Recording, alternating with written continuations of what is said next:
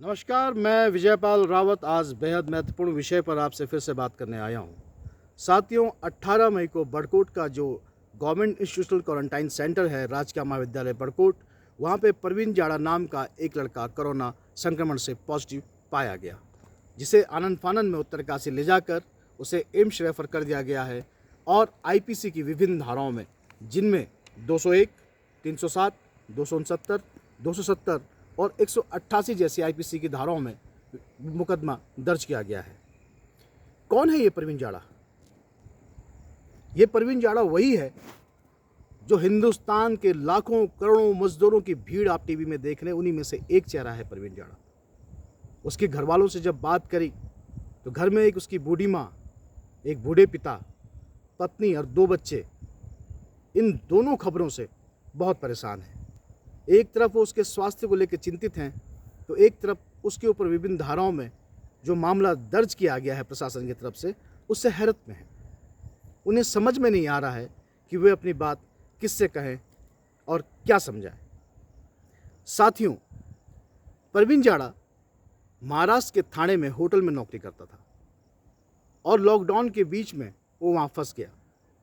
सरकार के फैसले के बाद जब राहत हुई तो वो भी अपने साथियों के साथ ऋषिकेश 17 मई को पहुंचा।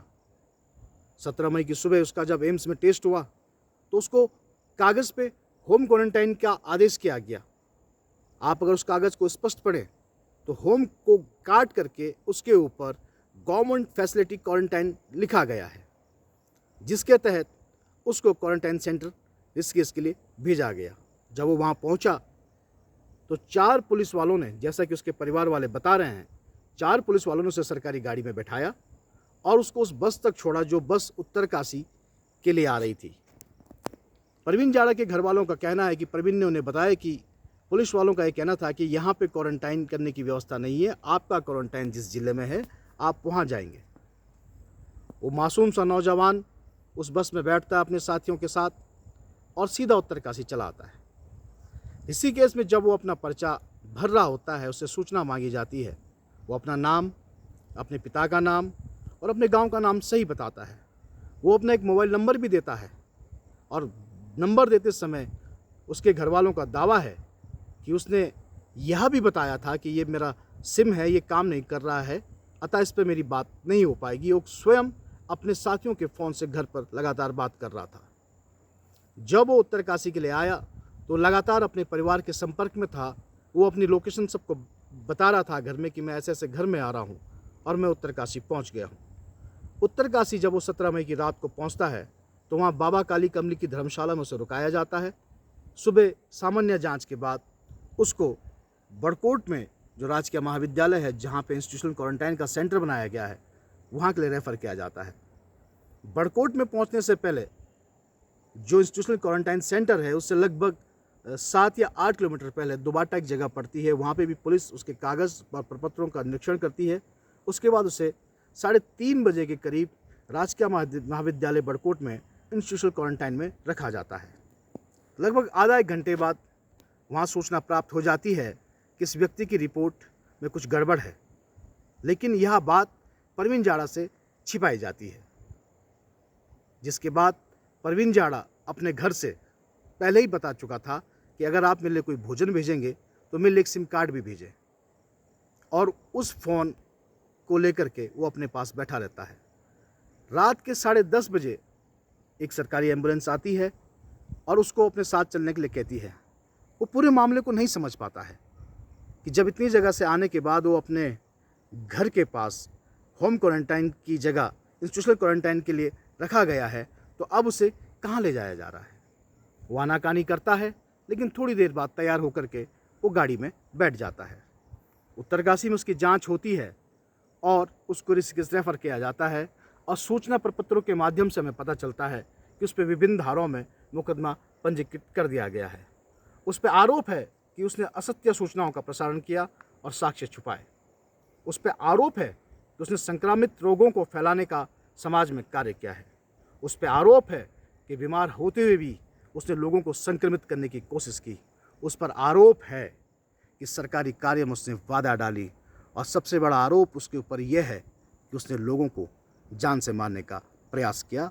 उस पे अटेम्प्ट मर्डर की धारा 307 का भी मुकदमा दर्ज है। उसके घर वाले, उसकी बूढ़ी माँ इस बात से परेशान है कि अगर वो स्वस्थ होकर के घर लौट आया इस महामारी में, ऐसे रोग से संक्रमित होने के बाद जिसका अभी तक वैक्सीन नहीं बना है, जिसका भी इलाज दुनिया में नहीं ढूंढा गया है, अगर वो उससे बच जाता है तो इतनी लंबी लंबी धाराओं से होटल में काम करने वाला व्यवसायी कैसे उभर पाएगा, भविष्य में अपने बच्चों का लालन पोषण कैसे कर पाएगा।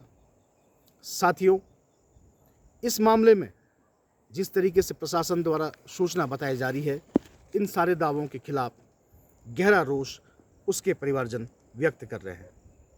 क्या परवीन जाड़ा का पक्ष जानना जरूरी नहीं है? जो ये लाखों करोड़ों की भीड़ आज अपने वतन को, अपने माटी को, अपने गांव को, अपने खेत खलियान को लौट रही है, क्या उसका इतना दोष है कि वो अपने घर आ रहा है? अगर परवीन जाड़ा अपने निजी वाहन से गुप्त तरीके से अगर घर पहुंचा है, फिर तो समझ में आता है कि उसने साक्ष्यों को छिपाया है। लेकिन अगर ऋषिकेश के बॉर्डर पे पहुंचने के बाद, सारे सरकारी सिस्टम को पार करने के बाद, सारे डॉक्यूमेंटों को हाथ में लेने के बाद, तमाम तरह की फिजिकल और पेपरिकल जो उसमें डिस्कशन होता है, उसमें जो एविडेंस होते हैं, उन सब को लेने के बाद होम क्वारंटाइन होता है और कोरोना पॉजिटिव पाया जाता है, तो क्या इसमें परवीन जाड़ा की गलती है? क्या ये प्रशासन की चूक नहीं कि जिस व्यक्ति को ऋषिकेश में ही सैंपल लिया गया था, उसको रिपोर्ट आने से पहले क्यों राजकीय महाविद्यालय बड़कोट में इंस्टीट्यूशनल क्वारंटाइन किया गया? ये सारी बातें एक नए विमर्श को पैदा करती है। राजनीति में बैठे तमाम लोग अपदस्थ ना होने के बाद भी इस पर मौन है, तमाम जनप्रतिनिधि इस पर मौन है, तमाम सामाजिक कार्यकर्ता इस पर मौन है। आज परवीन जाड़ा और परवीन जाड़ा का परिवार इस महामारी के साथ साथ कानून की विभिन्न धाराओं की मार झेल रहा है। उसका पक्ष सुना जाना मानव हित में जरूरी है। मैं धन्यवाद करता हूँ माननीय उच्च न्यायालय नैनीताल का, जिन्होंने सरकार को आदेश दिया कि जो भी प्रवासी अन्य राज्यों से हमारे राज्यों में आ रहे हैं, उन्हें राज्यों की सीमा पर ही क्वारंटाइन किया जाए और वहीं पे उनकी जांच की जाए, और जब तक उनकी सैंपलिंग की रिपोर्ट नहीं आती तब तक उनको उनके घर न आने दिया जाए। क्या ये फैसला सरकारें नहीं ले सकती थी? और ले सकती थी।